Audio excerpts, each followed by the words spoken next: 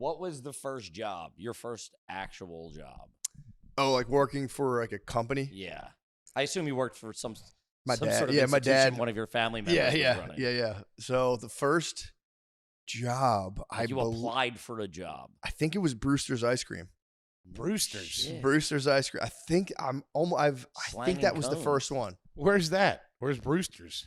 It was on 202. It was on like Route 202, right near where like Pennsylvania hits Delaware. Okay. So like, back it was like the Concord Mall was right there. And if you keep going up from Delaware into Pennsylvania, there was just like right on the side of a 2-lane highway. Oh, I think I know what you're talking. Is there a hot dog place on the right side of the street? That's his North Star. No. There's a Wawa, and then you keep going, and it's just like there's a nail salon called A Nails. Sort of makes me laugh every time. A Nails, and then there's Birds and the Bees was like a classic like lingerie kind of adult, and then it was just ice cream. Right. My mom used to run a lingerie shop called the Butterfly. What? Slut.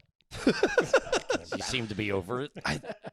Yeah, that was the first. I had a lot of like weird odd jobs where I would like work, but that was the first job application. Did you get the gig? Did you get the job? Oh yeah, I got the job. How old were you when you got it? I think I was old enough to drive, so I was probably like 16. Okay, summer job. Yeah, no, it was during the school year. Really? Yeah, I would work at nighttime. Selling ice cream. Had to be slow in the winter. Dude, so this was the year I worked here. The year I worked there was the first winter. It was like a gamble. They were like, "We're going to stay open all winter." It was we got McCusker on board. This McCusker kid seems like he's got moxie. I think if anybody can do it, he can do it, dude. Global warming's real, man. It was unheard of, and they were like, I remember them like they took all the employees in. They're like, "We're going to do something crazy." They try to act like they're founding Facebook. They're like, "We're about to disrupt the ice cream industry. We're going to do something nuts. Hot ice cream." I think I'm just crazy enough to do it. But yeah, no, I never filled out a W-9 when I worked at that place.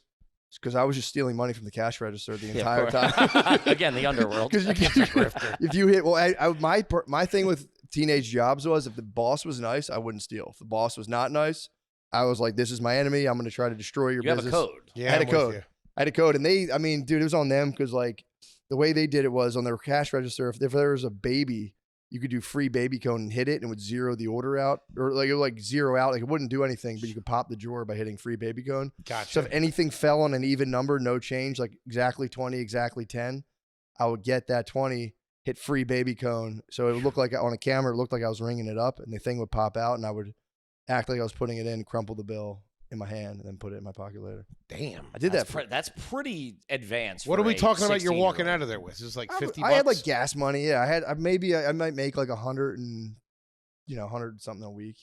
Off of that? Yeah. Okay. That's a nice little grift. Wasn't bad. You're not getting greedy. I wasn't crazy. And it was like when the opportunity would strike, I would go, nice. Because I didn't like the manager. Right. Because the manager came in. It was actually, she was completely right. But she was like, you're stealing from us. I got hired a day before her. So she came in and started bossing me around. And I was like, yo, technically I've been here longer than you. I don't have to listen to you. And so we were at odds the entire time. But yeah, I don't know why I didn't like that place, but I definitely, I feel bad now, but I definitely as a child. And then I finally filled out the W-9 and got my paychecks and was like, fuck yeah. But you weren't collecting paychecks? No, I worked there for like a month and a half and didn't collect a paycheck. They must have known you were stealing. Hey, do you need that W-9? Nah, I'm cool. Keep them baby cones I remember coming. my mom brought it to my attention. She's like, you got to fill this out. You're not going to get paid. And I was like, I will. And she was just kind of like, okay. Like, Mom, I'm getting paid.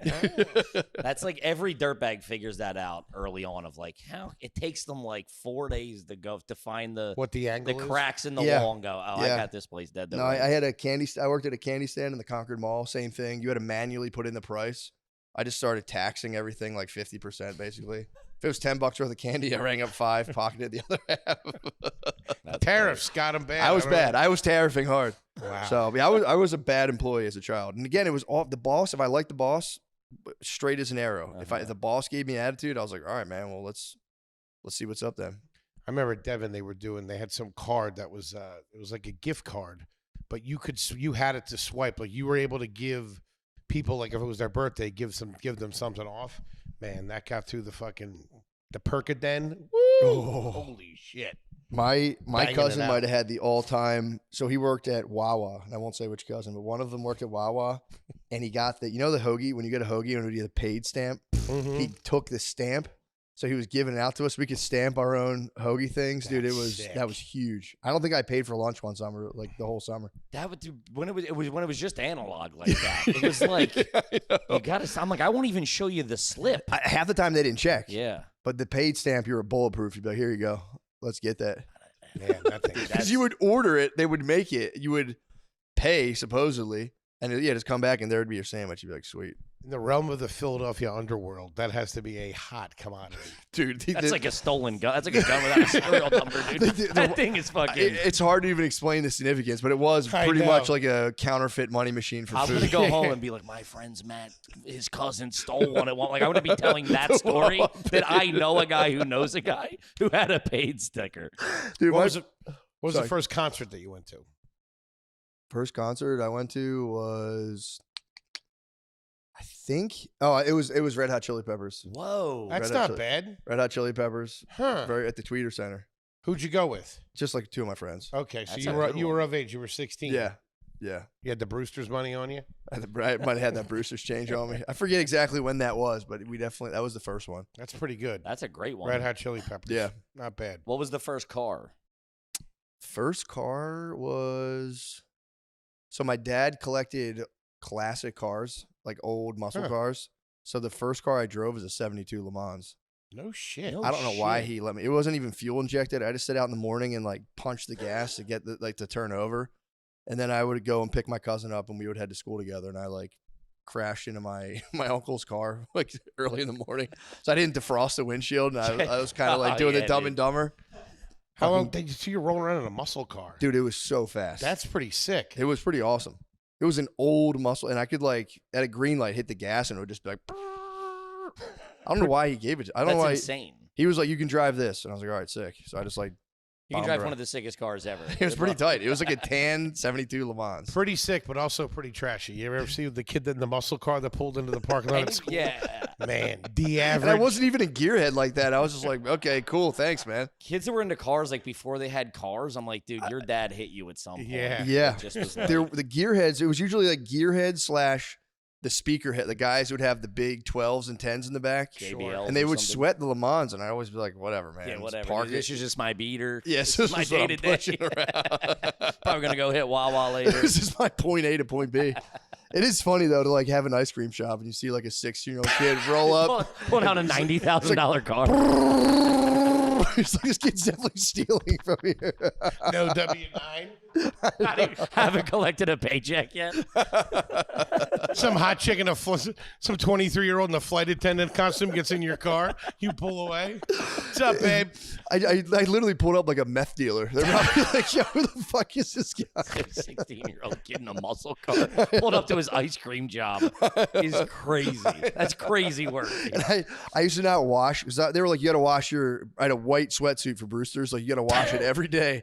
And I was like, dude, we're not even like working that hard. I don't need to wash this. But the ice cream would like spoil, so I fucking stunk so bad, man. Because I just had ice cream drops that would just sit there in my car for like a week. I was bad with the washing of the uniform as well. Yeah. Horrible. That's my favorite and least favorite kind of waiter is the guy who comes up to your table with like 4 weeks of stains on his shirt. He's like, what can I get for you? You're like, dude, just go get a second shirt, bro. Hair's all greasy, eyes are bloodshot. What can we get for you?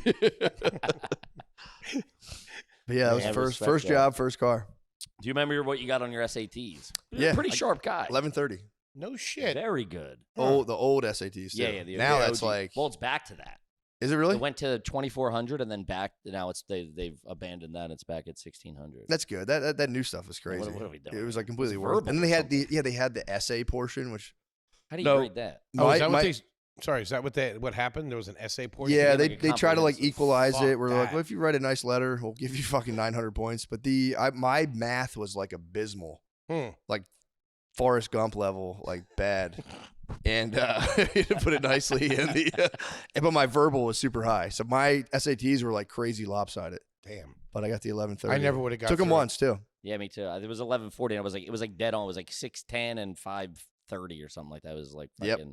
Mine were like 7 something and like 4. It was so wild. bad. If I would have had to write out an essay, it would have been brutal. I literally just sped through it. We had a football game that night, and I took acid that night. I was hurting. What'd you get? 870. Talk about Gump, huh? Just gumping. Dude, I don't know. gumping After a hard. night of acid all night, I think an 870.